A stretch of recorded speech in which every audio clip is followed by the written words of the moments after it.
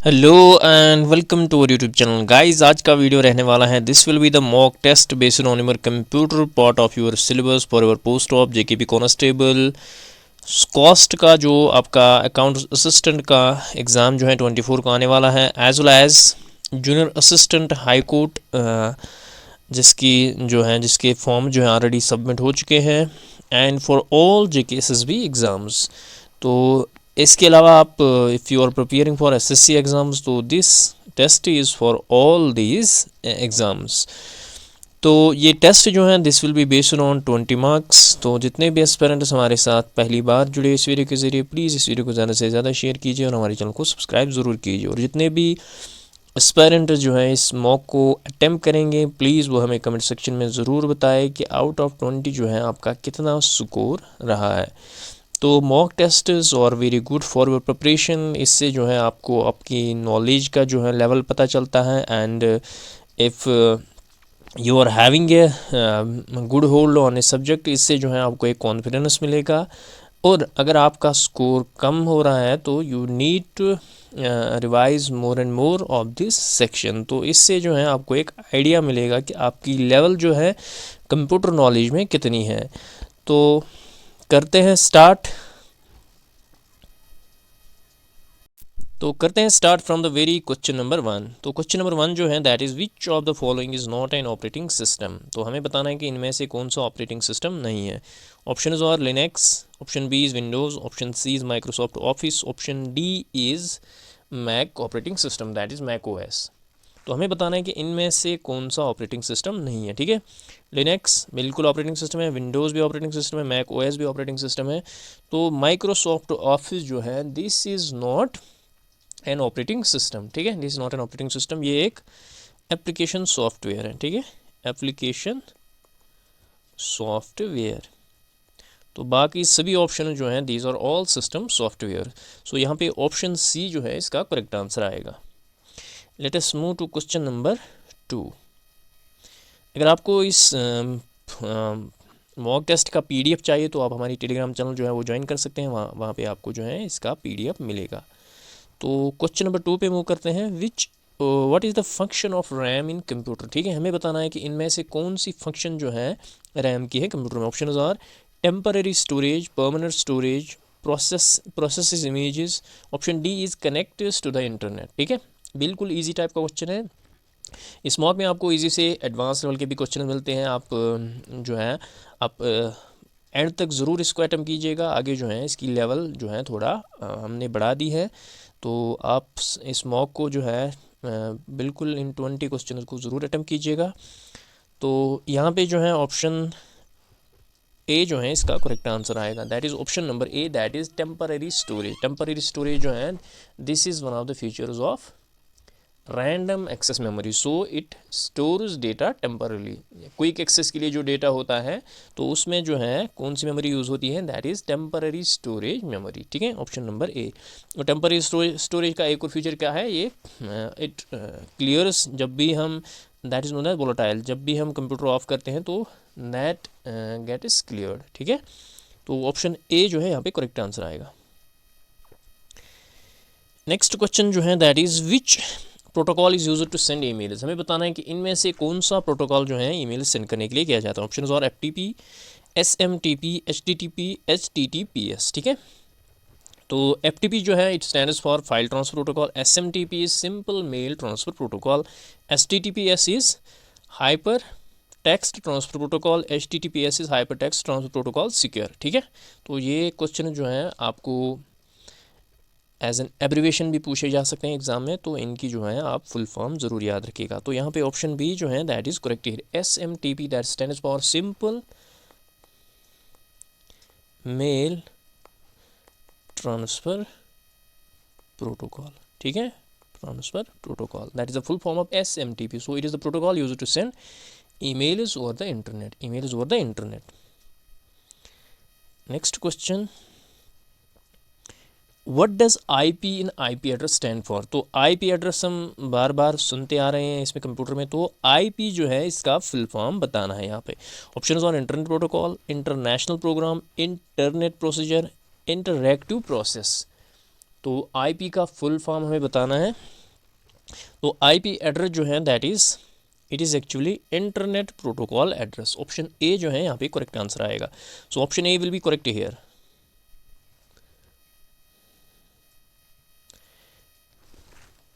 Next question पे move करेंगे। Next question जो है that is which of the following memory types is the fastest. हमें बताना है कि इनमें से कौन सी मेमोरी जो है that is the fastest. Option are D RAM, option B is S D RAM, option C is S RAM, option D is flash. ठीक है, तो हमें बताना है कि इनमें से कौन सी मेमोरी जो है दैट इज़ द फास्टेस्ट। ठीक है,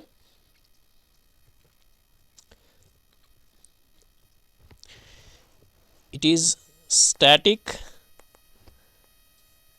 रैंडम एक्सेस मेमोरी। ठीक है, static random access memory. Option C जो है यहाँ पे करेक्ट आंसर आएगा।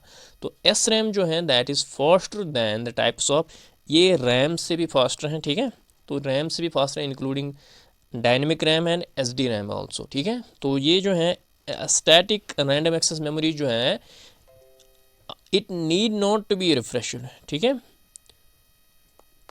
तो इसको बार बार जो है रिफ्रेश नहीं करना पड़ता है, that is why it ideal is for CPU। ठीक है, तो आइडियल फॉर, तो ये फास्टेस्ट मेमोरी मानी जाती है। ऑप्शन सी जो है यहाँ पे करेक्ट आंसर आएगा।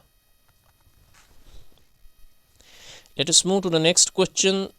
एब्रीविएशन बेस्ड क्वेश्चन है, what does red stand for in data storage. तो बताना है कि रेड का फुल फॉर्म यहाँ पे बताना है। Option is are rapid array of independent disks, redundant array of independent disks, remote array of interconnected disks, option D is repetitive array of integrated disks। ठीक है, repetitive array of integrated disks। तो red जो है, RAID का full form यहाँ पे बताना है। ठीक है, तो यहाँ पे ऑप्शन नंबर बी जो है इसका करेक्ट आंसर है। It is redundant array of independent disks. ठीक है, रेड का जो फुल फॉर्म है that is redundant array of independent discus.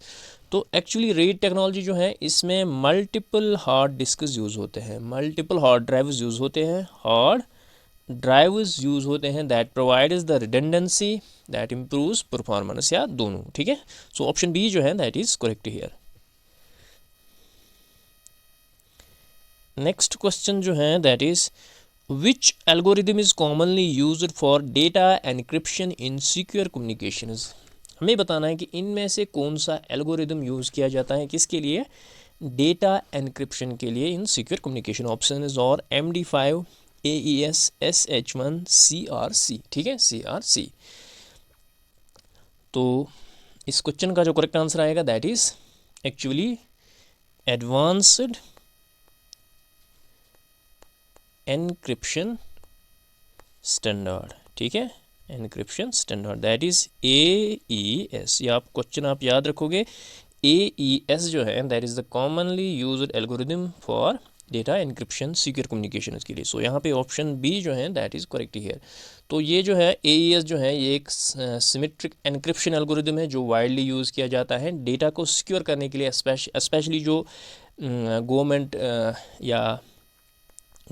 या फाइनेंशियल या टेलीकम्युनिकेशन एप्लीकेशंस के थ्रू यूज़ किया जाता है। ठीक है, तो उसको जो है ये सिक्योर करता है। ठीक है, तो AES जो है एक symmetric encryption algorithm widely used for securing data in government, financial या telecommunication application due to its speed and security. ठीक है, तो AES जो है आप याद रखोगे, option B.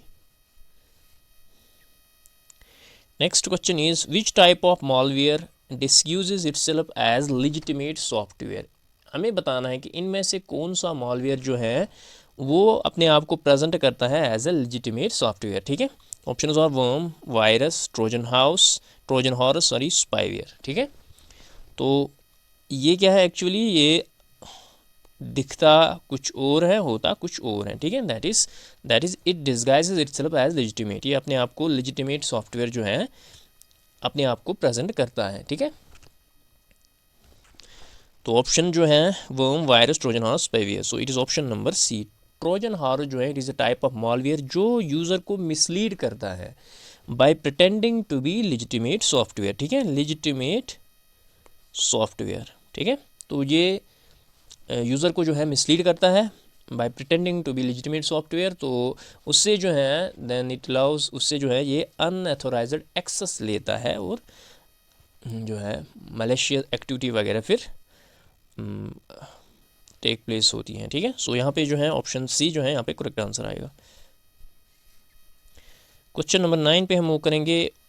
What is the purpose of DNS in network, ठीक है। डीएनएस जो है आपने बार बार एब्रीविएशन सुना होगा, डोमेन नेम सिस्टम, ठीक है, domain name system.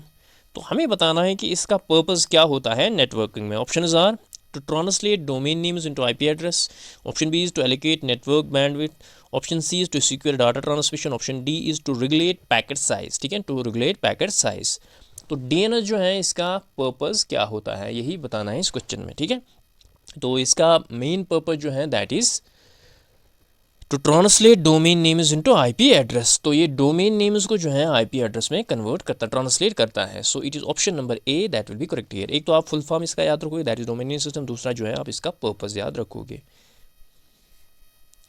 Next question जो है that is in database management what is normalisation, ठीक है। तो डेटाबेस मैनेजमेंट में हमें बताना है कि नॉर्मलाइजेशन क्या होता है। ऑप्शन इज और copying data between tables, option B is structuring a database to reduce redundancy and dependency, option C is compressing data, option D is backing up data, ठीक है। तो यहाँ पे जो है डेटाबेस मैनेजमेंट में नॉर्मलाइजेशन का मतलब होता है, it is option number B, it is structuring a database to reduce redundancy and dependency, ठीक है। ऑप्शन बी जो है यहाँ पे करेक्ट आंसर आएगा। Next question is what is the primary purpose of firewall in network security. तो primary purpose क्या होता है फायरवॉल का नेटवर्क सिक्योरिटी में। Option are to prevent unauthorised access or to form or from a private network, option B is to increase internet speed, option C is to replace antivirus software, option D is to encrypt data, ठीक है। तो purpose क्या होता है firewall का network security में, बिल्कुल easy type का क्वेश्चन है, उतना डिफिकल्ट नहीं है। It is option number A to prevent unauthorised access to or from a private network, ठीक है। तो फायरवॉल जो है ये एक्चुअली एक्ट करता है as a barrier between trusted जो इंटरनल नेटवर्क्स होते हैं एंड अनट्रस्टेड जो एक्सटर्नल नेटवर्क्स होते हैं। तो ये एक किस्म का फ़िल्टर लगाता है नेटवर्क को, ठीक है, ट्रैफिक को।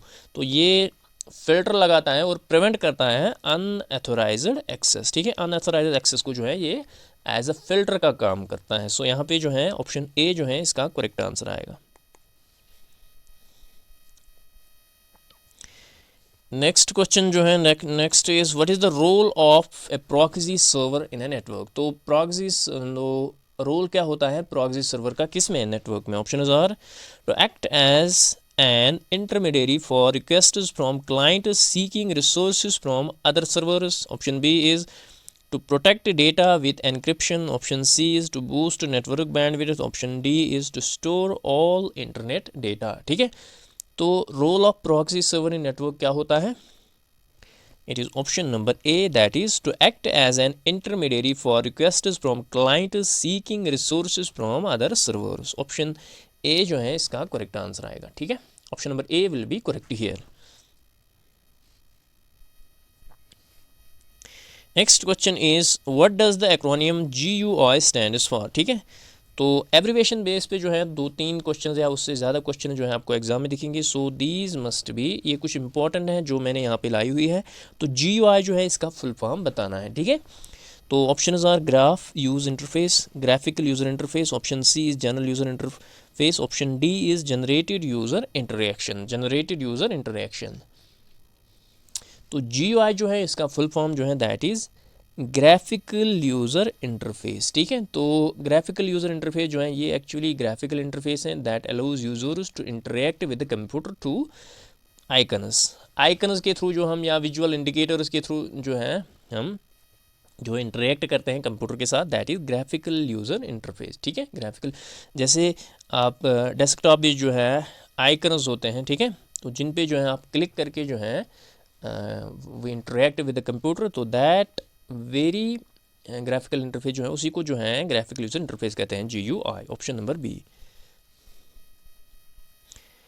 Next question is question number 14 is which part of operating system is responsible for managing memory allocation to the application. तो ऑपरेटिंग सिस्टम का कौन सा पार्ट जो है वो रिस्पॉन्सिबल होता है किसके लिए, फॉर मैनेजिंग मेमोरी, जो मेमोरी एलोकेशन करता है किनको, एप्लीकेशन को। Option are user interface, option B is kernel, option C is shell, option D is driver. ठीक है, ऑप्शन डी जो है that is driver.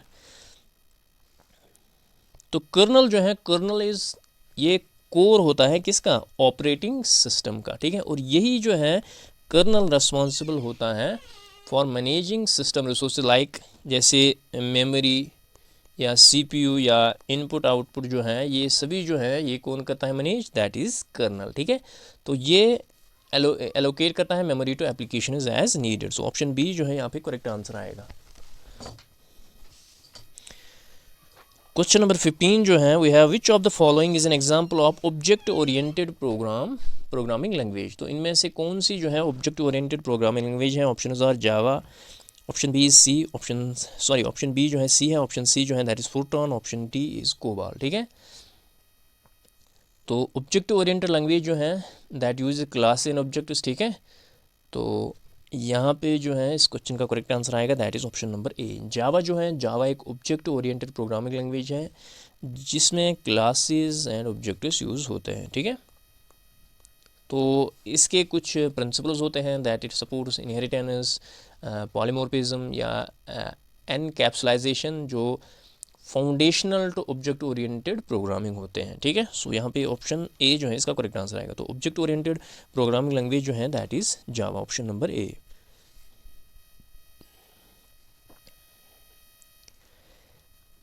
What does HTTP stand for and what it is is primary function. ठीक है, तो ये दो questions हैं, एक तो आपको HTTP का फुल फॉर्म बताना है, दूसरा जो है इसका प्राइमरी फंक्शन। तो ऑप्शन ए जो है that is hyper text transfer protocol to store data on a server, hyperlink transfer protocol to transfer data between client and server, hypertext transfer protocol to transfer data between client and server.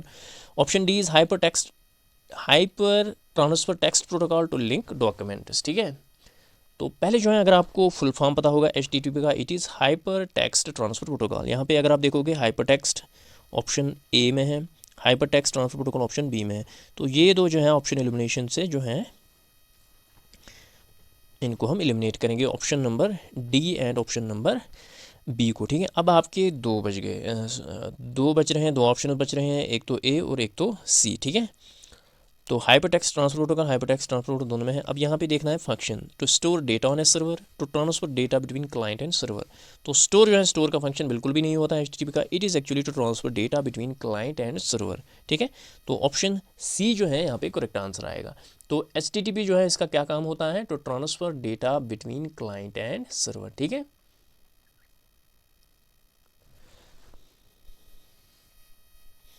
Next question जो है, next question is in database management what is a primary key used for.